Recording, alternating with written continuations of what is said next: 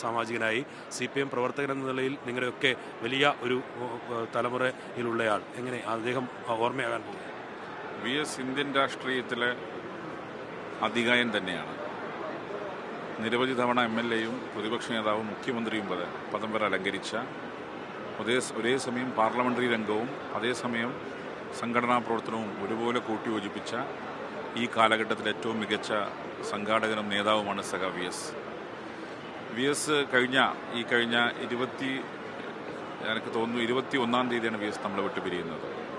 ഇപ്പം നിങ്ങൾക്കറിയുന്ന 23-ാം തീയതി ഇന്നലെയാണ് ദർബാർ ഹാളിൽ നിന്ന് ഏതാണ്ട് 2:30 മണിയോടുകൂടിയാണ് ദർബാർ ഹാളിൽ നിന്ന് വിലാപയാത്ര പുറപ്പെട്ടത്. ഇന്ന് ഈ നിമിഷം വരെ ആയിട്ടും അന്തിമോപചാരം അർപ്പിക്കാൻ സർക്കാർ അറേഞ്ച് ചെയ്ത ഈ റിക്രിയേഷൻ ഗ്രൗണ്ടിൽ ബോഡി ഇതുവരെ എത്തിയിട്ടില്ല. ഓരോ സ്ഥലങ്ങളിലും അപ്രഖ്യാപിത കേന്ദ്ര CPIM പ്രഖ്യാപിത കേന്ദ്രങ്ങളുണ്ടായിരുന്നു. അതിനപ്പുറത്ത് ജനങ്ങൾ സ്വയം റോഡിലിറങ്ങി VS-ന് അന്ത്യാഭിവാദ്യം അർപ്പിക്കുന്ന കാഴ്ചയാണ് കണ്ടത്.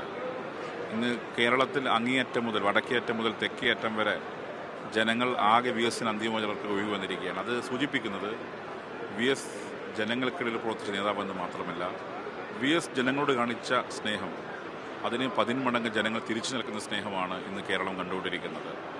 VS നിങ്ങൾക്കറിയാം, മനുഷ്യനെയും പ്രകൃതിയും സ്നേഹിച്ച നേതാവായിരുന്നു. എവിടെയെല്ലാം ജനങ്ങൾ പീഡിപ്പിക്കപ്പെട്ടിട്ടുണ്ട് അവിടെയെല്ലാം ജനങ്ങളുടെ പക്ഷം നിന്ന ഒരു ഉജ്ജ്വലനായ കമ്മ്യൂണിസ്റ്റ് നേതാവാണ് സഖാ VS. പ്രായഭേദമന്യേ ഏത് തലമുറയിൽപ്പെട്ടവരെയും ഒരുപോലെ സ്വാധീനിച്ച ഈ നൂറ്റാണ്ടിലെ മികച്ച കമ്മ്യൂണിസ്റ്റാണ് സഖാ VS എന്ന് അഭിമാനത്തോടെ പറയാൻ എനിക്ക് സാധിക്കും. സ്പീക്കർ എന്ന നിലയിൽ ഒരു നിയമസഭാ സാമാജികൻ എന്ന നിലയിൽ VS-ന് എങ്ങനെയാണ് ഓർമ്മ? 14ാമത് നിയമസഭയിലാണ് ഞാൻ ആദ്യമായി എത്തുന്നത്. അന്ന് നിയമസഭക്കകത്ത് മുതിർന്ന അംഗമെന്ന സഖാ VS ഉണ്ടായിരുന്നു. VS അന്ന് പതിവ് എല്ലാ ദിവസവും സഭക്കകത്ത് VS-ന്റെ പ്രസംഗം ഞങ്ങൾ കേൾക്കുമായിരുന്നു. കാരണം VS-ന്റെ പ്രസംഗമായിരിക്കും ആദ്യത്തെ നയപ്രഖ്യാപനവുമായി ബന്ധപ്പെട്ട നന്ദി പ്രസംഗത്തിൻ്റെ മുകളിൽ VS-ന്റെ പ്രസംഗമായിരിക്കും. VS ഇരുന്ന സീറ്റിൻ്റെ ഒരു 3 റോ പിറകിലാണ് നമ്മളൊക്കെ ഇരിക്കുക.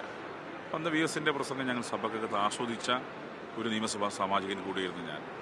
VS ഇന്ത്യ കണ്ട കമ്മ്യൂണിസ്റ്റ് പാർട്ടിയുടെ ഏറ്റവും മികച്ച നേതാവാണ്.